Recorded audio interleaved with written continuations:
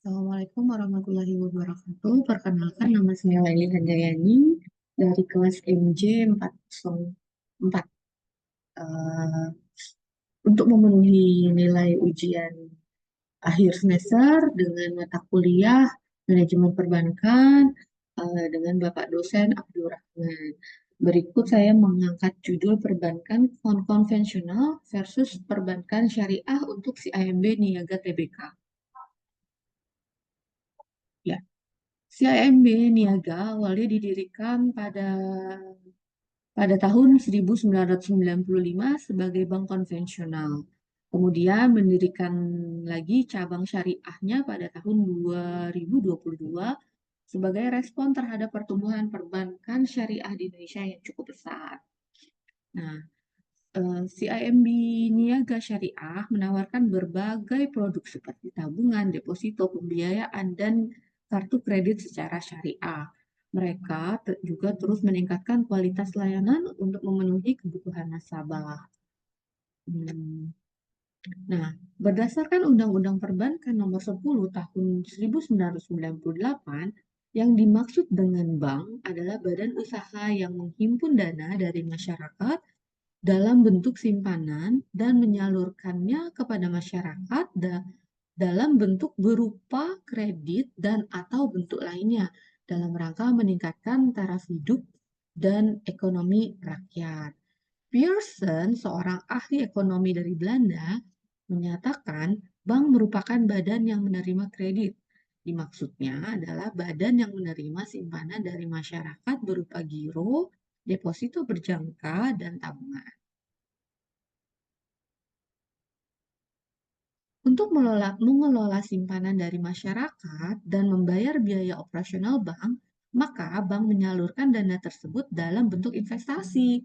Dalam investasi yang termasuk dalam bagian kegiatan perusahaan, dengan demikian memperoleh bagian keuntungan berupa dividen atau tingkat bunga, di mana bunga bank dapat diartikan sebagai balasan jasa yang diberikan oleh bank terhadap prinsip konvensional kepada nasabah yang membeli atau menjual produknya. Nah, tadi kan kita mengangkat perbedaan antara bank konvensional dengan bank syariah. Apa sih bedanya? Bank syariah itu berinvestasi pada usaha yang merujuk ke aturan-aturan agama secara halal.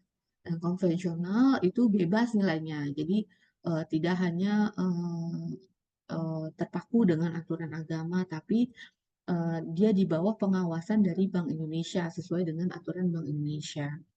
Nah, untuk bank syariah itu sistemnya adalah bagi hasil, margin keuntungan dan fee-nya secara bagi hasil.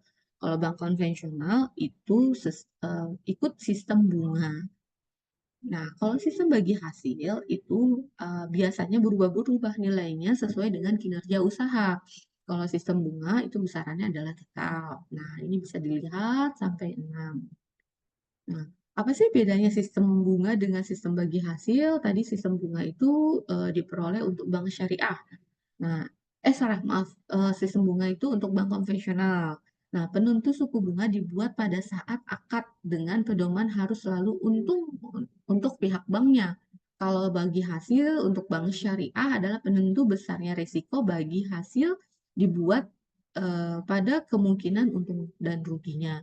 Besaran presentase berdasarkan pada jumlah uang modal yang dipinjamkan. Nah, itu sistem bunga.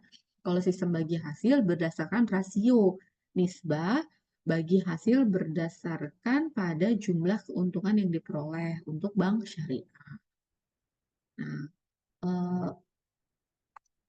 eh, sistem bunga selanjutnya perbedaannya dengan bagi hasil. Tidak mesti tergantung pada kinerja usaha. Jumlah pembayaran bunga tidak mengikat walaupun jumlah keuntungannya berlipat ganda saat keadaan ekonomi sedang membaik. Nah, jadi bunga itu ikut flat aja ya. Nah, kalau bagi hasil tergantung pada kinerja usaha, jumlah pembagian bagi hasil meningkat sesuai dengan peningkatan jumlah pendapatan. Nah, untuk sistem bunga, pembayaran bunga tetap seperti yang dijanjikan walaupun tanpa pertimbangan proyek yang dijalankan oleh pihak nasabah, untung atau ruginya. Nah, kalau bagi hasil, tergantung proyek yang dijalankan. Jika proyek itu tidak mendapat keuntungan, maka kerugian akan ditanggung bersama oleh kedua belah pihak.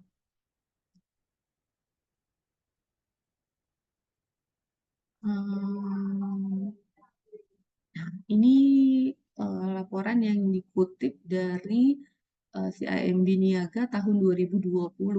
Bank CIMB Niaga Tbk berhasil mempertahankan pertumbuhan positif kredit kepemilikan rumah KPR. Di tengah situasi penuh tantangan akibat pandemi COVID-19 per 31 Desember 2020, CIMB Niaga mencatat peningkatan penyaluran KPR. Wow, berarti pandemi tidak terlalu berpengaruh untuk CIMB Niaga. Sebesar 5,9% years on years, tahun per tahun, menjadi 35,78 triliun. Mencapai tersebut lebih tinggi dibandingkan dengan pertumbuhan kredit kepemilikan rumah KPR. Industri perbankan nasional pada periode yang sama, keberhasilan CIMB menunjukkan bahwa strategi yang ditetapkan sepanjang tahun 2020 tepat sasarannya hingga diterima dengan baik oleh masyarakat. Kesimpulannya, bank konvensional yaitu bank yang dalam aktivitasnya baik penghimpunan dana maupun dalam rangka penyaluran dananya memberikan dan mengenakan imbalan berupa bunga atau sejumlah imbalan dalam presentasi tertentu. Nah, sedangkan bank syariah yaitu bank yang dalam aktivitasnya baik penghimpunan dana maupun dalam rangka penyaluran dananya memberikan dan mengenakan imbalan atas dasar prinsip syariah, yaitu jual beli atau bagi hasil. Demikian presentasi dari saya. Wassalamualaikum warahmatullahi wabarakatuh.